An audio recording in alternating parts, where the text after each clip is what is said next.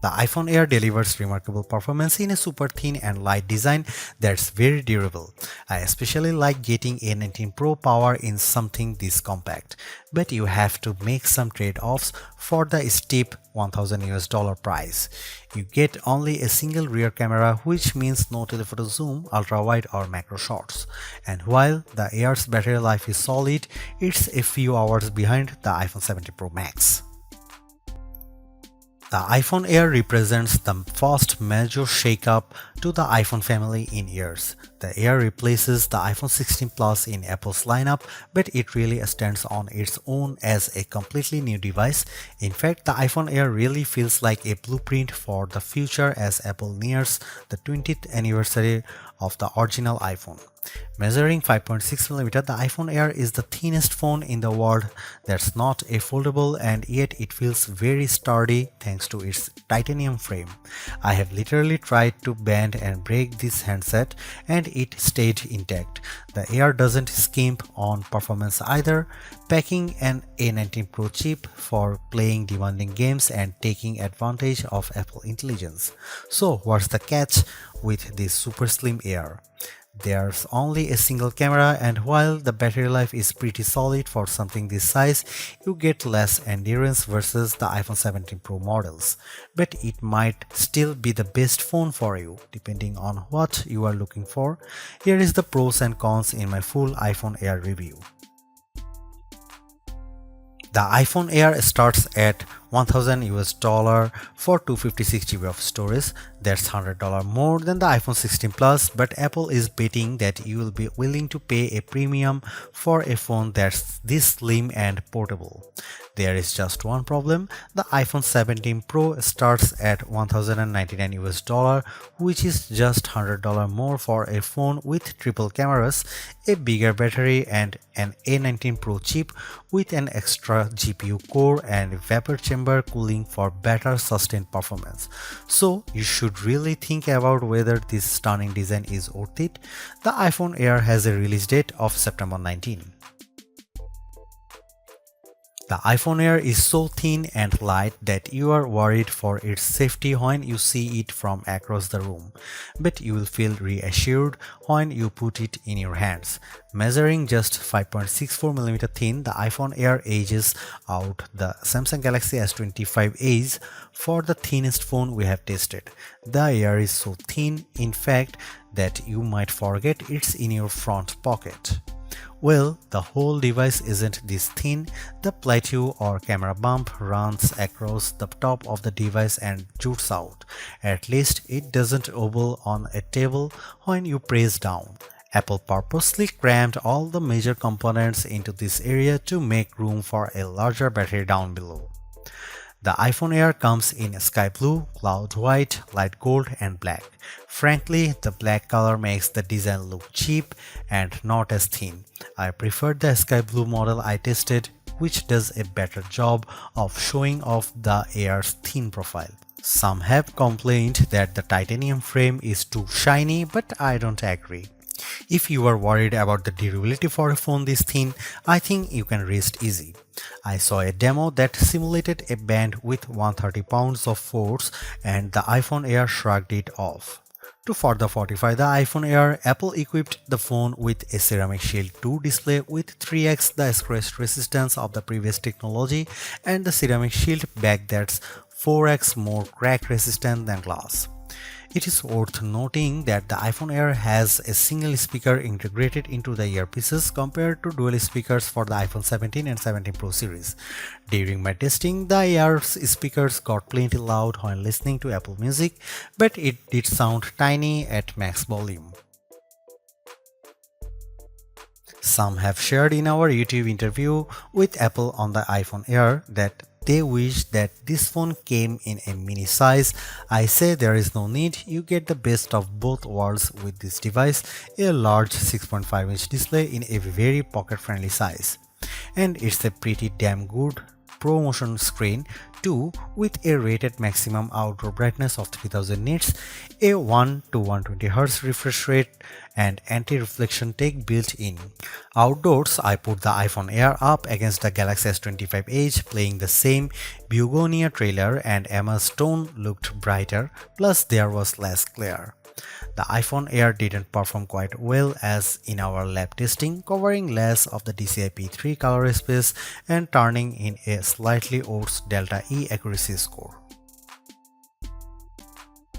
The iPhone Air features a single 48 megapixel fusion camera with 2x optical quality zoom. No telephoto, no ultra-wide, but it is a pretty strong performer based on my testing. Just don't expect much more from the 10x digital zoom. The iPhone Air does bring some cool new camera features to the table that are also available on the iPhone 17, 17 Pro and 17 Pro Max. This includes an 18 megapixel center stage front camera that leverages a square sensor to let you shoot landscape selfies without having to flip the phone in your hand. Here are some camera samples of the new iPhone Air.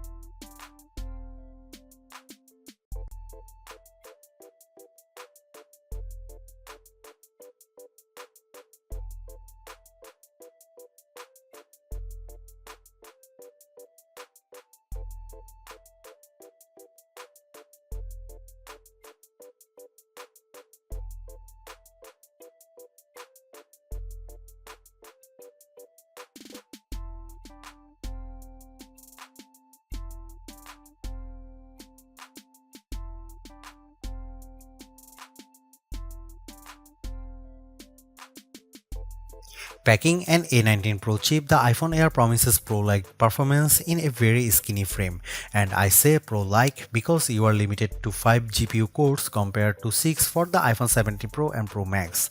I enjoyed smooth performance when playing Destiny Rising, double jumping and using my grenade launcher on multiple enemies while enjoying crisp graphics. I only noticed a drop frame here and there versus the iPhone 17 Pro Max. Speaking of twice, the iPhone Air having one less GPU core does impact benchmark scores. It reached 29.5 FPS in the demanding 3D Mark Solar Bay Unlimited graphics test compared to 46.6 FPS for the iPhone 17 Pro Max. The Galaxy S25 Edge also turned in a higher frame rate. On Geekbench, which measures overall performance, the iPhone Air beats the Galaxy S25 Edge and it finished our video transcoding test 20 seconds faster. How about sustained performance? To test that, we used the 3D Mark Wildlife Extreme Stress Test, which simulates gaming for about 20 minutes. We ran it once and recorded the result, then did a second run right after that to really stress test these phones. The iPhone Air performed quite well, with stability score that beat the Galaxy S25 Edge by a fair margin in both rounds. More surprisingly, the iPhone Air turned in cooler temperatures than the Pro Max when we measured the back of the phones using the laser thermometer in 5 locations and averaged the result, though the S25 Edge was even cooler. Here's the big questions on everyone's mind. How good or bad is the iPhone Air's battery life? Apple claims all the battery life, but we decided to put that to the test in a couple of ways. First up was our battery test, which surfs the web over 5G at 150 nits of screen brightness. The iPhone Air turned in a decent 12 hours. That's nearly a half hour better than the Galaxy S25 Ultra, and the regular iPhone 17 lasted 45 minutes longer. However, the iPhone 17 Pro Max lasted over 5 hours longer than the iPhone Air, so if you really care about endurance, the choice is clear. I also compared the iPhone Air's battery life versus other phones when streaming the same YouTube video over Wi-Fi for 5 hours at 50% screen brightness. The iPhone Air was down to 81%, which is better than the Galaxy S25 Edge's 67%.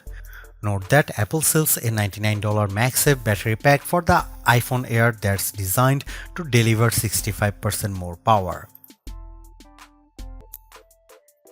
I am torn about the iPhone Air as its remarkable piece of engineering. This design is amazingly thin and light, and Apple deserves serious credit for making it so durable. It feels so strong, I don't think I would bother with a case. I also like how well the iPhone Air performs. No, it doesn't have the graphics might or sustained performance of the iPhone 17 Pro or Pro Max, but it's faster than the Galaxy S25 Edge and remains fairly cool under pressure, and it offers better sustained performance than Samsung's slim phone. However, I don't like the shoppers have to give up both an ultra-wide lens and telephoto zoom with the iPhone Air. At least Samsung gives you an ultra-wide camera that enables macro photography, but the iPhone Air's main 48 megapixel camera is very good overall.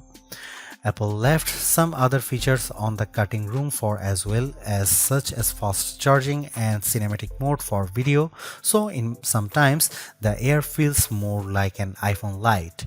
Overall, I think the iPhone Air is worth buying for those who want a super slim phone that's very easy to carry, that doesn't sacrifice too much on performance, but you will have to live with some trade-offs if you want something this compact.